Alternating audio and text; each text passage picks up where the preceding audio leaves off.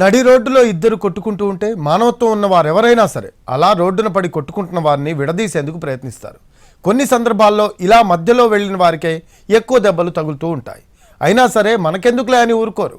ఈ మంచితనమే ఒక్కోసారి మధ్యలో వెళ్ళిన వారి ప్రాణాల మీదకు వస్తూ ఉంటుంది. తిరుపతిలోని మార్కెట్లో జరిగింది అదే. డబ్బుల విషయంలో ఇద్దరు దెబ్బలాడుతూ ఉండగా మధ్యలో వ్యక్తి వెళ్లి శవంగా మిగిలాడు. గొడవ జరుగుతుండగా మధ్యలో తలదూరిస్తే ఏం జరుగుతుందో అందరికీ తెలుసు. గొడవ పడేవారు మంచివారి అయితే మధ్యలో వచ్చిన వారు చెప్పే మాటలు విని బుద్ధి తెచ్చుకుంటారు. అలా కాకుండా గొడవ పడేవాడు దుర్మార్గుడైతే మధ్యవర్తిగా వెళ్లినవాడు మస్సైపోతాడు. తిరుపతిలోని ఇందిరా ప్రియదర్శిని మార్కెట్లో జరిగిన అజ్మతుల్లా హత్యే అందుకు అతిపెద్ద సాక్ష్యం. ఈయన పేరే అజ్మతుల్లా. అన్నమయ్య జిల్లా కలికిరికి చెందిన అజ్మతుల్లా MBA చదివాడు. 12 ఏళ్ల కిందట తిరుపతిలోని ఇందిరా ప్రియదర్శిని మార్కెట్లోని మహబూబ్ సాహెబ్ దగ్గర పనికి చేరాడు. తర్వాత ప్రైవేటు ఉద్యోగాలు చేశాడు. ఏడాది క్రితం మహబూబ్ సాహెబ్ సహకారంతో మార్కెట్లో సొంతంగా దుకాణం పెట్టుకున్నాడు. అజ్మతుల్లాకు భార్య నస్రీం, కుమారుడు ఉన్నారు.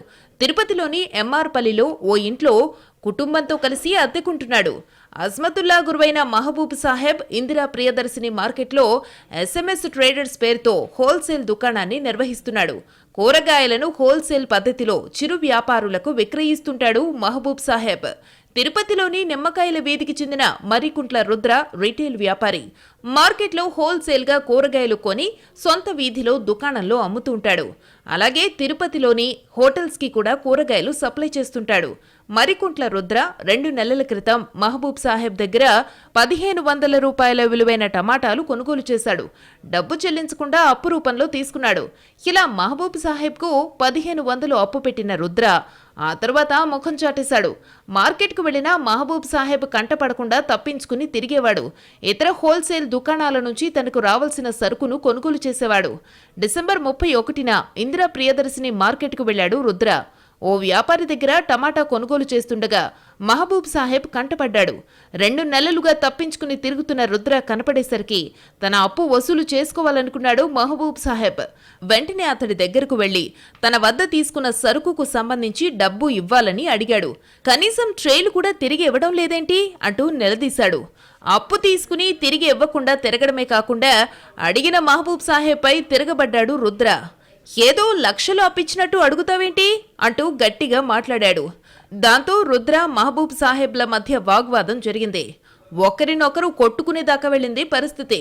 అదే సమయంలో అజ్మతుల్లా వెళ్లి అడ్డుకున్నాడు. ఇతర దుకాణదారులు కూడా కల్పించుకుని రుద్ర మహబూబ్ సాహెబ్లకు సర్ది చెప్పి పంపించేశారు. అలా పక్కకు వెళ్లిన రుద్ర ఫోన్ చేసి తన కొడుకులు యశ్వంత్, కళ్యాణ్లను మార్కెట్కు రప్పించాడు. యశ్వంత్, కళ్యాణ్లు మరో 3 వెంటబెట్టుకుని వచ్చారు. వస్తూనే SMS దుకాణం వద్దకు వెళ్లి టమాటాలు ధ్వంసం చేశారు.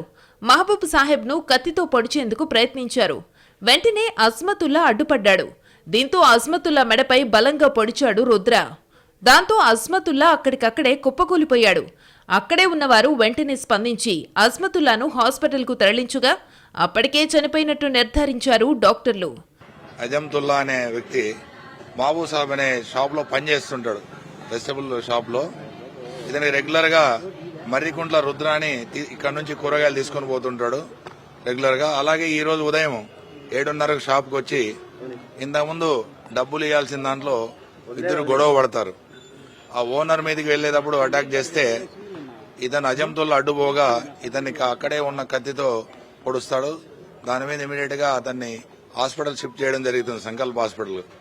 దాని మీద అక్కడ చనిపోతాడు అతను. రుద్ర, అతడి కొడుకుల దాడిలో గాయపడిన మహబూబ్ సాహెబ్ హాస్పిటల్లో చికిత్స పొందుతున్నాడు.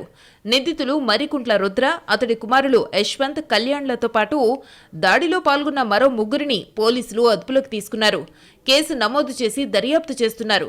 మొత్తంగా ఆఫ్టర్ ఆల్ 1500 రూపాయల విషయంలో మహబూబ్ సాహెబ్, రుద్రల మధ్య జరిగిన గొడవ, అందులో తలదూర్చిన పాపానికి అజ్మతుల్లా ప్రాణాలే కోల్పోవలసి వచ్చింది.